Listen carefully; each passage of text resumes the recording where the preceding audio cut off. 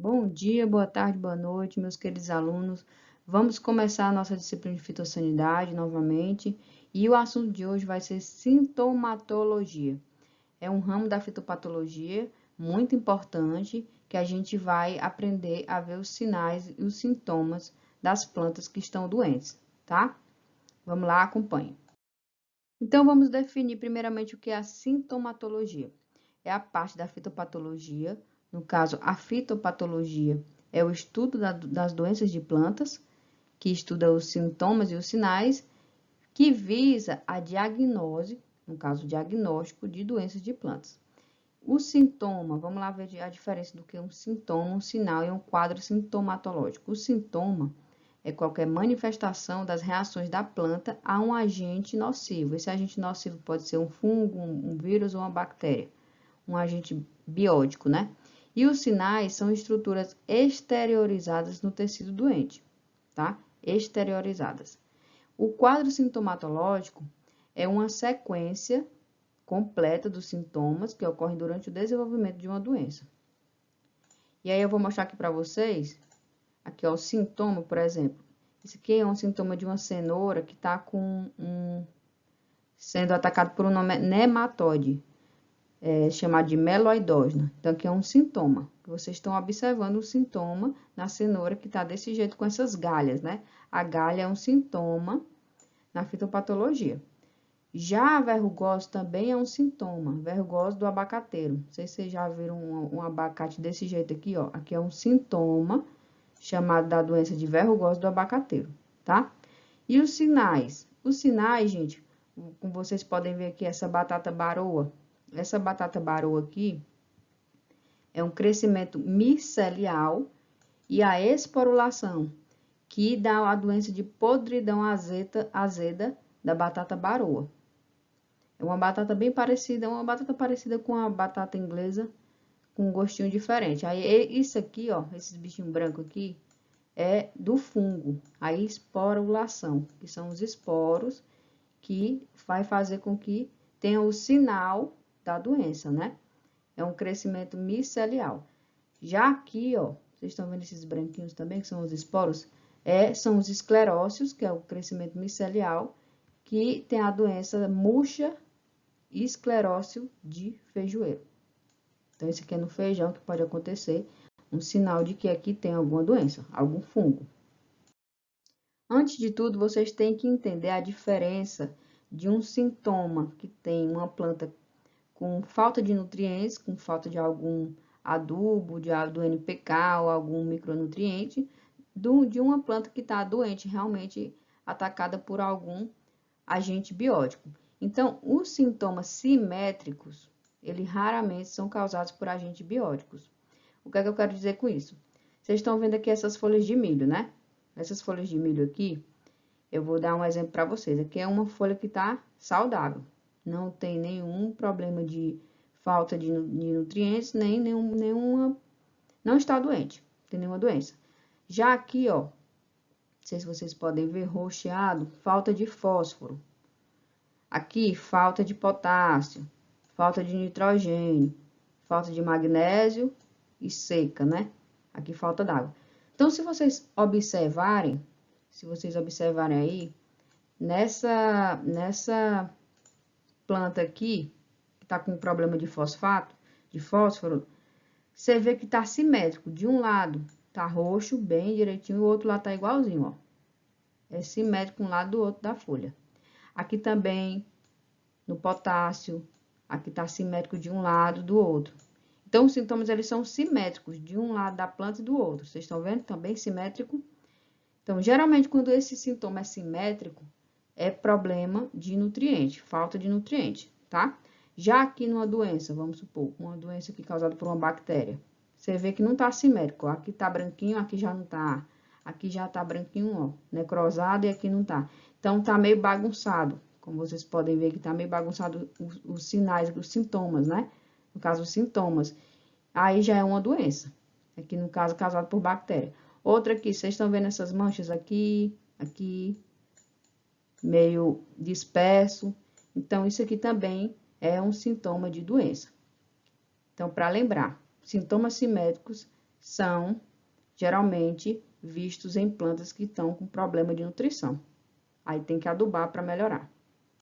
Outro exemplo para vocês de sintomas simétricos aqui é deficiência mineral em citros, né? Citros é limão, laranja. Então, por exemplo, aqui é uma planta sadia, uma folha sadia. Aqui já está com falta de nitrogênio, falta de magnésio, falta de fósforo. Você vê que realmente os sintomas são bem simétricos, tá vendo aqui, ó?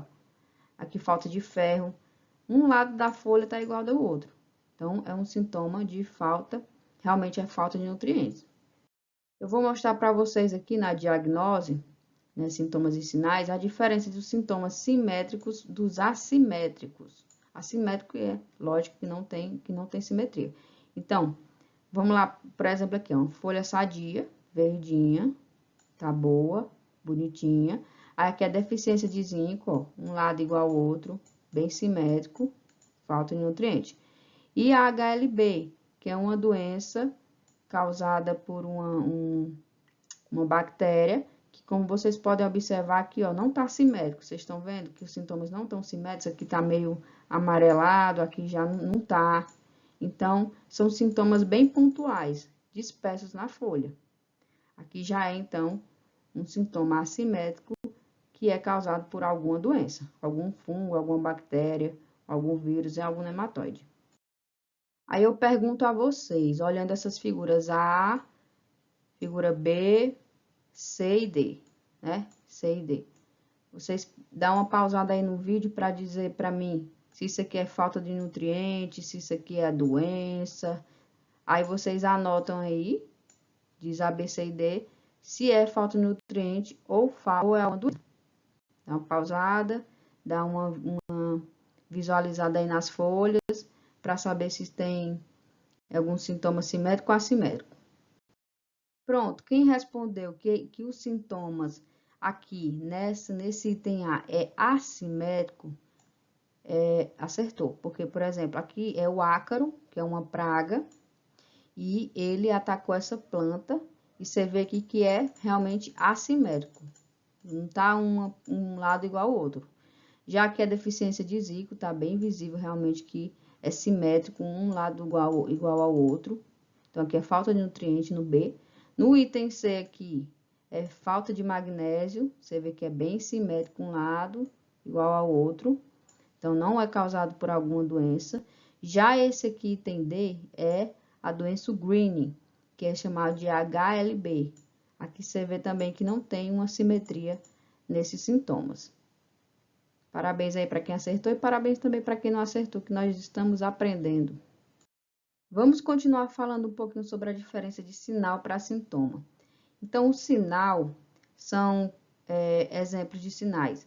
Estruturas patogênicas, como talos bacterianos, como micélios, esporos, corpo de frutificação e etc. Já outro sinal que pode acontecer a gente ver, né, ou sentir, são exudações ou cheiros emanados nas lesões. Por exemplo, essa batata aqui, podridão mole da batata, Ave Maria. Quem já foi no supermercado? Se tiver uma podre, a outra tá... Quando você pega outra mão, sua mão fica podre, né? É diagnosticada pelo odor fétido do material doente, chamado de podridão mole, causado pela Evinia sp. Então, gente, isso aqui é um sinal. Essa podridão, esse cheiro forte, alguns esporos que vocês podem ver, corpo de frutificação, é um sinal de que tem alguma doença por aí, tá? Já o carvão, tá aqui o carvão, chamado de chicote, reconhecido como um sintoma típico da doença do carvão, que é a estrutura reprodutiva Ustilago-Citiminea. Então, nos carvões, os sinais confundem-se com os sintomas, porque, por exemplo, esse chicote aqui, ó, ele é reconhecido como sintoma, mas, na verdade, é uma estrutura reprodutiva de um fungo que está aqui. E aí, isso aqui é um sinal e não um sintoma, tá?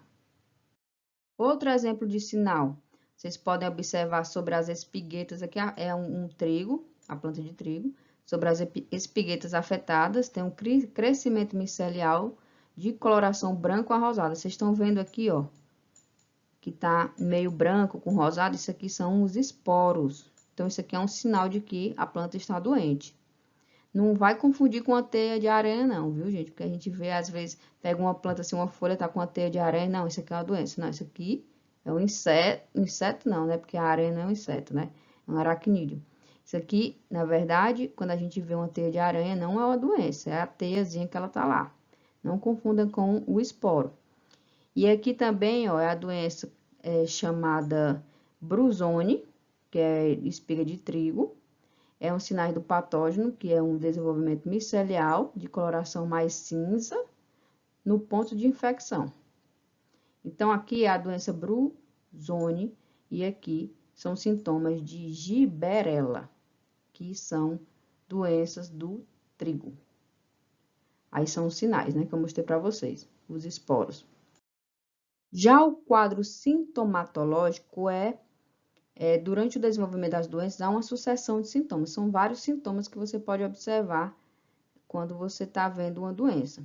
Aqui, gente, nessa figurazinha aqui, dessa folha, é a ferrugem, essa amarelinha aqui, causada pelo fungo Emileia vastatrix. Vocês vão se acostumar com essas palavrinhas aqui. É só ter calma. A gente está começando a fitopatologia agora, mas é assim mesmo. Ao longo do curso, vocês vão se acostumar com o nome dessas espécies, desses fungos, e a gente não vai ficar tão espantado assim, quando vê de primeira vez. Aí aqui é a ferrugem, que é uma doença muito conhecida, que ataca várias plantas, e quando você vê uma planta, uma folha que está com esses esporos amarelinhos aqui, ó, é uma ferrugem, uma mancha amarelada de 1 a 2 centímetros na face inferior da folha, então na parte de baixo. A face superior mostra mancha lisa e amarela, e é uma massa purpurulenta na face inferior. Isso aqui são sintomas de ferrugem. Os sintomas, eles podem ser classificados conforme a localização em relação ao patógeno, como também alterações produzidas no hospedeiro e as estruturas e ou processos afetados, tá? Esses três pode ser classificado nesses três nomezinhos que eu falei: localização em relação ao patógeno, alterações produzidas no hospedeiro, estruturas e ou processos afetados. Aí tem os sintomas primários. O que são esses sintomas primários?